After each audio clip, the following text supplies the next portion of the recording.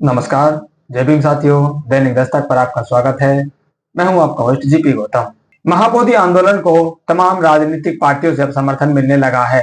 सबसे पहले बहुजन समाज पार्टी ने अपना समर्थन दिया और सांसद रामजी गौतम ने बाकायदा एक सोशल मीडिया पोस्ट लिखकर ये बड़ी मांग कर दी कि जब अन्य धर्मों के धार्मिक स्थलों पर बौद्ध धर्म के लोगों को मैनेजमेंट कमेटी में नहीं लिया जाता है, उनका वहां पर कोई हक नहीं होता है, तो फिर बौद्धों के महाविहार में अन्य धर्म के लोगों को क्यों लिया जा रहा है। ये बौद्धों की विरासत है और इस पर बौद्धों का ही हक होना चाहिए। इस बड़ी बात को कहकर उन्होंने एक बड़ी डिबेट को जन्म दिया था। अब धीरे धीरे महाबोधि आंदोलन बड़ा रूप ले रहा है। देश ही नहीं, सिर्फ विदेश से भी अब महाबोधि आंदोलन को समर्थन मिल रहा है। तमाम विदेशों से लोकल स्तर पर धरना प्रदर्शन चालू है और देश में भी विभिन्न राज्यों से जिला लेवल के स्तर पर भी अब जो ज्ञापन है वो राज्यपाल और राष्ट्रपति के नाम दिए जा रहे हैं और महाबोधि आंदोलन को एक धर्म विशेष के लोगों से आजाद कराने के लिए बड़ा रूप लेता जा रहा है। इस बीच नगीना सांसद चंद्रशेखर आजाद जी ने भी अपना समर्थन बोध गया आंदोलन को दे दिया है और उन्होंने ये भी कहा है अगर सरकार जल्द से जल्द इस पर कोई ठोस कार्रवाई नहीं करती है तो मैं खुद आकर इस समर्थन में भाग लूंगा। उन्होंने 4 मुख्य बातें कही हैं, वो चारों बातें मैं आपके सामने बारी बारी से साथियों रख रहा हूं। पहले वो कहते हैं महाबोधि महाविहार केवल एक ऐतिहासिक धरोहर नहीं बल्कि बौद्ध समाज की आस्था, अस्मिता और अधिकार का प्रतीक है। यह घोर अन्याय है कि भगवान बुद्ध की ज्ञान स्थली आज भी गैर बौद्धों के हस्तक्षेप में जकड़ी हुई है। महाबोधि महाविहार पर बौद्ध भिक्षुओं का प्राकृतिक और ऐतिहासिक अधिकार है जिसे छीना नहीं जा सकता है। तो चंद्रशेखर आजाद ने जो महाबोधि आंदोलन चल रहा है इसकी ऐतिहासिकता को वहां पर बताने का काम क्या है, इस विरासत को बताने का काम क्या है, इस विरासत की क्या मान्य है, वो भी उन्होंने यहाँ पर जिक्र किया है। आगे उन्होंने ये जो बीटी एक्ट है इसके बारे में भी कहा है कि ये पूरा का पूरा असंवैधानिक है।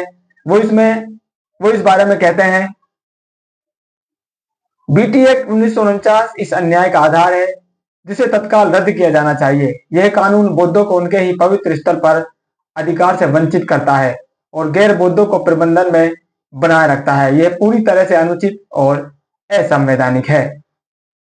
मैं पूरे बहुजन समाज की ओर से प्रधानमंत्री नरेंद्र मोदी जी से विनम्र निवेदन करता हूं कि महाबोधि महाविहार को तुरंत बौद्ध भिक्षुओं को सौंपा जाए। यह न केवल बौद्ध समाज के धार्मिक अधिकार की रक्षा करेगा बल्कि ऐतिहासिक न्याय भी स्थापित करेगा। महाबोधि बौद्धों का है और इसे बौद्धों को ही मिलना चाहिए। मैं स्वयं भी जल्द इस आंदोलन में शामिल होऊंगा। तो ये बड़ी बातें चंद्रशेखर आजाद जी ने महाबोधि आंदोलन के लिए कही है। साथ ही साथ उन्होंने प्रधानमंत्री नरेंद्र मोदी से भी विनम्र निवेदन किया है आप जल्द से जल्द जो महाबोधि महाविहार है इसे बौद्धों को सौंप दीजिए। ये बौद्ध समाज के धार्मिक अधिकारों की रक्षा करेगा और अगर इस पर कोई ठोस कार्रवाई नहीं होती है तो मैं स्वयं आकर इस आंदोलन का हिस्सा बनने वाला हूं। तो लगातार महाबोधि आंदोलन अपना जो रूप है वो बड़ा करता जा रहा है। सरकार की तानाशाही वहां पर जारी है। इस तरह की रिपोर्ट्स वहां से आ रही है, इस तरह की सोशल मीडिया पर खबरें चल रही हैं, पोस्ट्स आ रही हैं, ग्राफिक्स आ रहे हैं कि जो आंदोलन है उसकी जगह को भी अब बदल दिया गया है। पहले महाबोधि प्रांगण में आंदोलन चल रहा था, अब बताया जा रहा है कि 2 किलोमीटर दूर कड़कती धूप में बौद्ध भिक्षुओं को वहां से खदेड़ने का काम भी सरकार के द्वारा किया गया है।